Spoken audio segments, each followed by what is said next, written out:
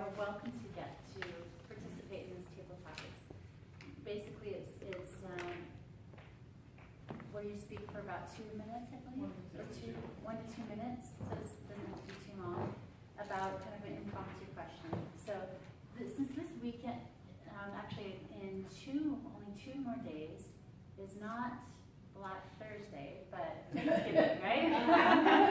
So I thought we would be talking about things associated with Thanksgiving. And hopefully all of your Thanksgivings this week are not banal. That sounds really weird, but okay. So who would like to start? Anybody volunteer, or can I just pick on people?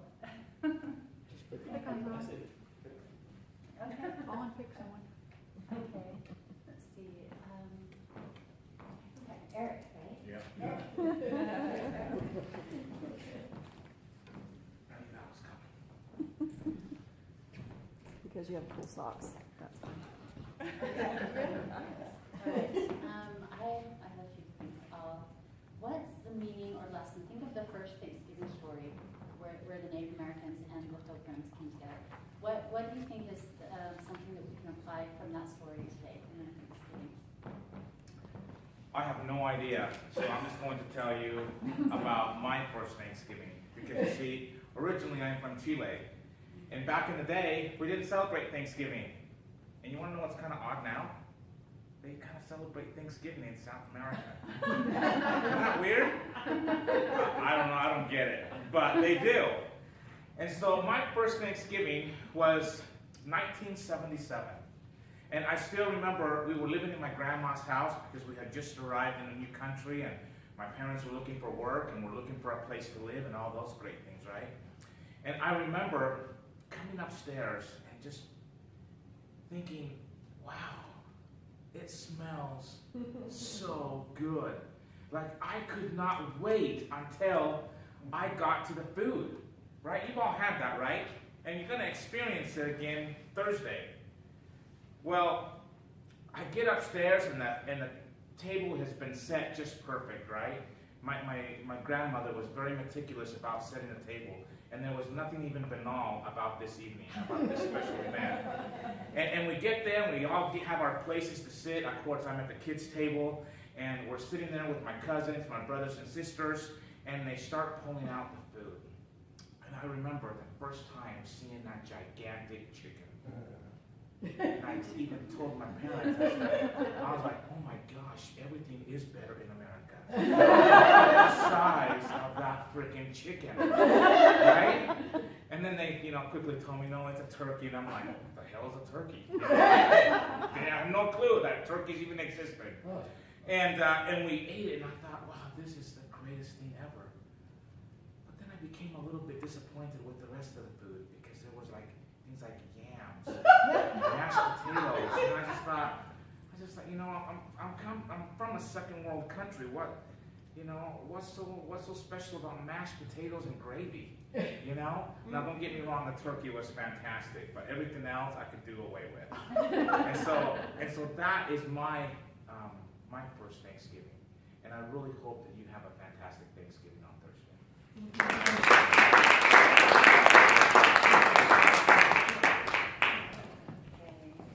How about Bart? Been a while.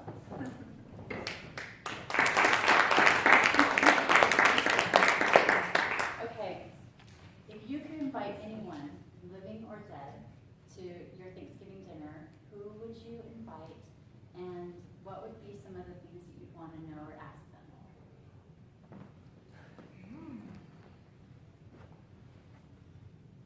Living or dead, so I would like to have my mom and dad back for Thanksgiving because they were a vital part of Thanksgiving.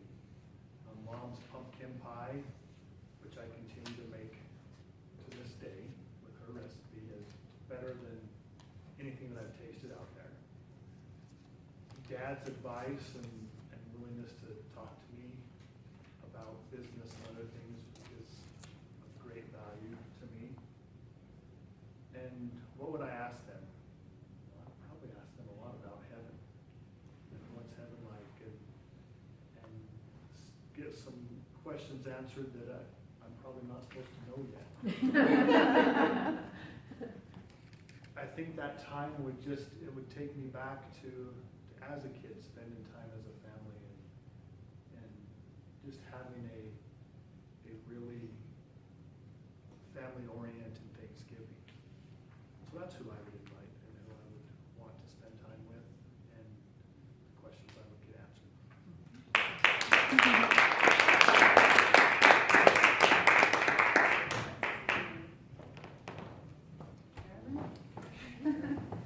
Okay, great, thanks. So glad you guys are okay, you can decide how many. I was thinking like a few things, but think of a few things that you're grateful for and maybe explain why and, yeah. Right. I was thinking about Bart's question of who I would like to invite to my dinner table, which goes along with what I am thankful for. I've been working recently on researching my family tree. I've been starting to write my life story and was thinking about just the part that faith played in my life and all of my generations, both on my mother's side of the family and my father's side of the family, were all very devout in every smorgasbord of faiths that are out there. And what I'm grateful for is that example of faith, because it was really the bedrock of our family. And I also grew up in a divorced family. My parents divorced when I was 3, so I had that, but because of the strong faith and the history of my family, it has really brought me together. So I'm really grateful for faith. And then I'm also grateful for my family members. I find it just fascinating. They're from all over the world, and I love tracing where they started from and learning about why they came here. For example, my mother's grandfather, great-great-grandfather came from Sweden. He joined the Baptist faith, according to the church records of the parish in Sweden.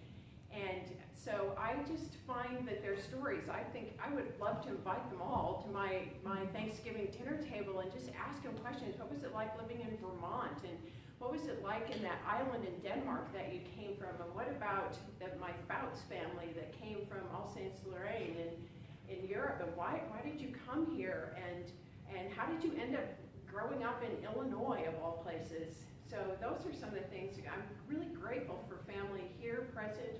We're expecting our 4th grandson, and just my 8 children, all that they're creating with their lives, and wonderful experiences that we're all having. I'm really grateful for the connections that we have and the joy that we have in being together.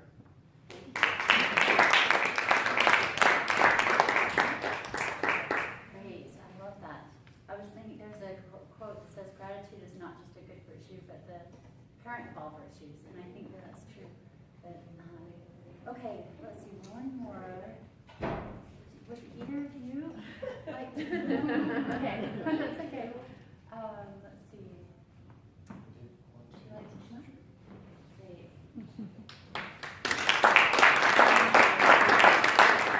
Okay, well, I'll just let it be open if you'd like to answer some previous ones, but let me give you this question to also give you something to think about. What does gratitude mean to you? Thank you for this opportunity to share what gratitude means to me. We were talking last night as a family about being thankful. And thankful in all things, not just the good things, but sometimes the bad things. We grow from hard things. By having hard things placed in our way and having that ability to overcome them, we're able to learn that a chicken is not a chicken, it's a turkey. We're grateful in learning about ourselves and unconditional love. That's a trait that is phenomenal. In the moment, in the heat of the moment, we want to quit. It's hard, it's frustrating. But as we prove to ourselves, nobody else, really to ourselves, that we can take these hard things and become better people. That's something to be very grateful for.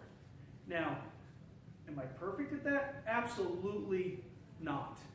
Because there's plenty of times that the life throws a curveball and I want to go into my little pity corner and have the smallest violin play me a song and think, poor, woe is me, and I will never make it. So some of the stuff that I thought of today as we visited about being grateful is the early pioneers, the Pilgrims and the Indians. I sat down when you asked us that question. I thought of my own heritage. We're driving home a little while back, and my dad turned to me and said, yes, we're learning about what your ancestors did to your mother's ancestors. Wait a second, we then doesn't apply in this situation. Being of a mixed heritage, which a lot of us are, I said it might have been your ancestors picking on my ancestors, who are also your ancestors. And it's interesting how we are growing and developing as a society to become more one. And I'm grateful for that process.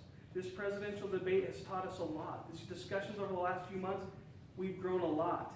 We've grown together. It's something to be grateful for, the diversity and the opportunities we have to grow.